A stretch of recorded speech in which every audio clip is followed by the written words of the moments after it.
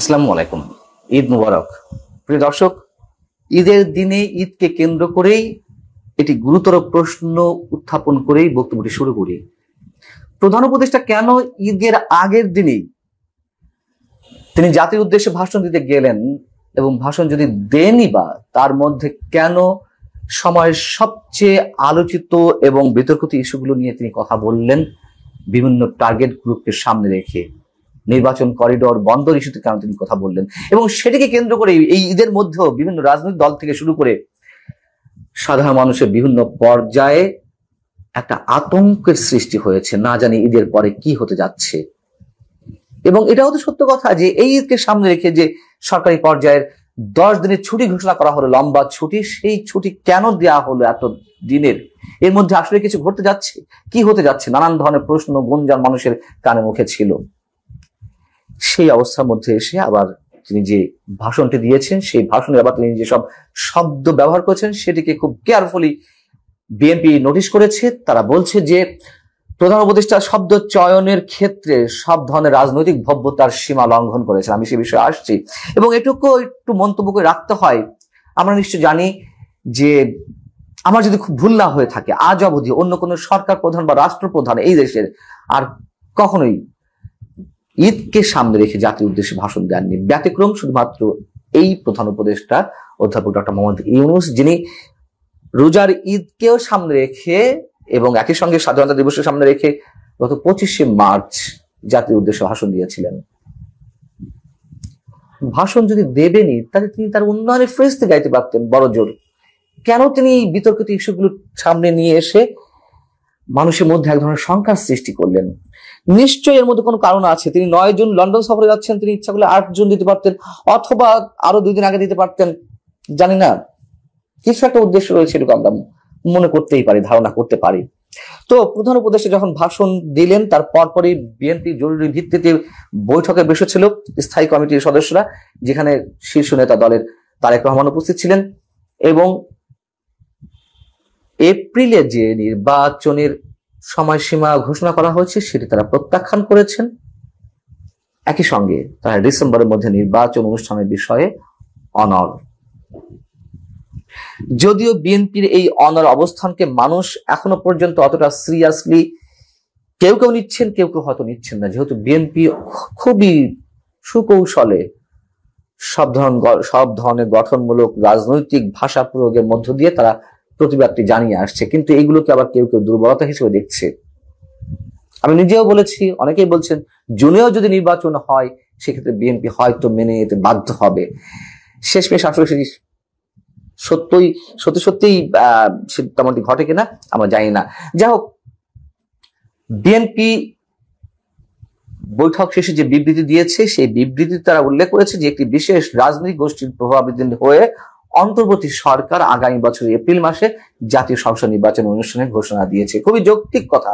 তার প্রমাণ তো মিলেছে এর মধ্যে। জামাত গত কয়েকদিন ধরে যা বলে আসছিল যে ডিসেম্বর থেকে এপ্রিলের মধ্যে নির্বাচন অনুষ্ঠিত হতে পারে, এবং জামাতকে খুশি করার জন্য, এবং জামাত তো এই সরকার পরিচালনা করছে বিহাইন্ড দ্য স্ক্রিনে, সবাই জানে, সেই এপ্রিলেই ঘোষণা করা হয়েছে নির্বাচনের সময়সীমা। এনসিপি জাতীয় নাগরিক পার্টি তো নির্বাচন চাই না। তারা জাতীয় সংসদ নির্বাচন আগে কখনো স্থানীয় সংসদ নির্বাচন, কখনো গণভোট, কখনো তারা সংবিধান প্রণয়ন, নতুন সংবিধান রচনা করায়, বর্তমান সংবিধান ছুঁড়ে ফেলা ইত্যাদি ইত্যাদি। মানে তারা নির্বাচন চায় না। সেই জায়গা থেকে এপ্রিলে যে নির্বাচনের সময়সীমা ঘোষণা করা হয়েছে সেটি যে কোনো অজুহাতে আবার পিছিয়ে যাবে, সে বিষয়টি বিএনপি তাদের বৈঠকে তুলে এনেছে এবং প্রেস বিজ্ঞপ্তিতে উল্লেখ করেছে। খুবই যৌক্তিকতার সঙ্গে যারা বলে আসছেন, বা এখনো বিএনপি বলছে যে এপ্রিলে নির্বাচন অনুষ্ঠিত হতে গেলে ওই সময় যে প্রচন্ড গরম বা প্রতিকূল আবহাওয়া, ঝড় বৃষ্টি বা গরমে মানুষ ঘন্টার পর ঘন্টা লাইনে দাঁড়িয়ে ভোট কেন্দ্রে যাবেন কিনা সেটা তো চরম অনিশ্চয়তার মধ্যে থেকে যায়। এবং তার চেয়ে বড় কথা হচ্ছে যে নির্বাচনের তফসিল ঘোষণা হলে এপ্রিলের মধ্যে, মানে এপ্রিলে নির্বাচন হলে সেজন্য যে প্রচারণা রাজনৈতিক দলগুলোকে চালাতে হবে, তখন তো রোজা পড়ে যায়। কিভাবে তারা এই কাজটি করবে? আরো বড় কথা যে সে সময় পাবলিক পরীক্ষাগুলো অনুষ্ঠিত হবে, এসএসসি, এইচএসসি। অতএব এইগুলোর যে কোনো কিছুকে একটা অজুহাত হিসেবে দাঁড় করিয়ে সরকার তখন নির্বাচন পিছিয়ে দেওয়ার মতলব আনবে এবং তেমনটি ঘোষণা দেবে। বিএনপি তার বক্তব্যে উল্লেখ করছে ভাষণে প্রধান উপদেষ্টা শব্দ চয়নে রাজনৈতিক ভব্যতার সীমা অতিক্রম করেছে এবং এই জন্য তারা ক্ষোভ প্রকাশ করেছেন বিএনপি নেতারা। কোন ধরনের রাজনৈতিক ভব্যতার সীমা লঙ্ঘন করেছেন প্রধান উপদেষ্টা সেটি স্পষ্ট করে জানতে না পারলেও আমরা মোটামুটি ধারণা করতে পারি, যেহেতু প্রধান উপদেষ্টা সময়ের সবচেয়ে বড় স্পর্শকাতর যে দুটি বিষয় করিডোর এবং বন্দর ইস্যুর কথা বলেছেন এবং বন্দর পরিচালনা ভার বিদেশি কোম্পানির হাতে তুলে দেওয়ার ক্ষেত্রে যারা বিরোধিতা করছেন তাদেরকে প্রতিহতের আহ্বান জানিয়েছেন। একইভাবে করিডোর ইস্যু তিনি উল্লেখ করেছেন এই ধরনের বক্তব্য। সেই জায়গা থেকে তো এই বিষয়গুলো তো সেনাপ্রধান নিজে উল্লেখ করেছেন। বিএনপি কথা বলছে, বাম দলগুলো কথা বলছে, অন্যান্য রাজনৈতিক দলগুলো কথা বলছে, তাহলে কাদেরকে প্রধান উপদেষ্টা প্রতিহত করার ঘোষণা দিয়েছেন বা প্রতিহত করার জন্য আহ্বান জানিয়েছেন? ঠিক সম্ভবত এই জায়গাটিতে বিএনপি ধরিস করার চেষ্টা করেছে যে তিনি সব ধরনের রাজনৈতিক ভব্যতার সীমা লঙ্ঘন করেছেন এবং বিএনপি যদি সত্যি সত্যি এর কিলো ইঙ্গিত করে থাকে তারা অযৌক্তিক কিছু করেনি।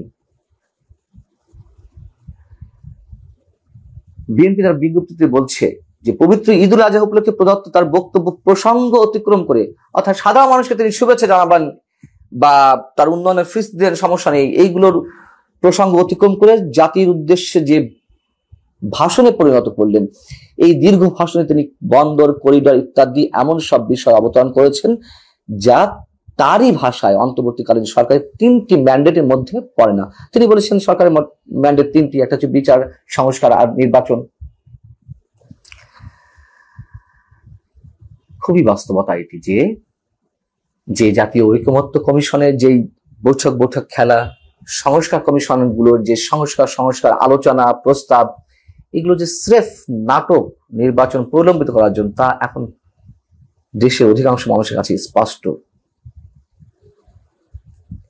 এবং এই নির্বাচন অনুষ্ঠানের ক্ষেত্রে ডিসেম্বরের মধ্যে দেশের 52টি রাজনৈতিক দল স্পষ্টভাবে জানিয়ে দিয়েছে তারা ডিসেম্বরের মধ্যে নির্বাচন চাই। নিবন্ধিত 26টি রাজনৈতিক দল জানিয়ে দিয়েছে, তারা তাদের বক্তব্যে স্পষ্টভাবে উল্লেখ করেছে তারা কি চায়। সেখানে তাদের সব ধরনের মতামতকে অগ্রাহ্য করে মাত্র 10% রাজনৈতিক দল বা রাজনৈতিক প্রতিনিধিত্ব করে জনগণের এমন দলের সবকিছুকে গ্রাহ্য করে বিবেচনায় নিয়ে প্রধান উপদেষ্টা সবকিছু করে যাচ্ছেন একের পর এক। বিএনপি এখনো পর্যন্ত অনড় আছে, আমরা জানি না তারা কোন ধরনের কর্মসূচিতে যাবে, তবে ঈদের পরে নিঃসন্দেহে রাজনৈতিক পরিস্থিতি উত্তপ্ত হচ্ছে, এটুকু আমরা যে কেউ বলতে পারি। এই জন্যই বলছিলাম যে কেন, কি উদ্দেশ্যে প্রধান উপদেষ্টা ঈদকে সামনে রেখে এ ধরনের বক্তব্য দিতে গেলেন।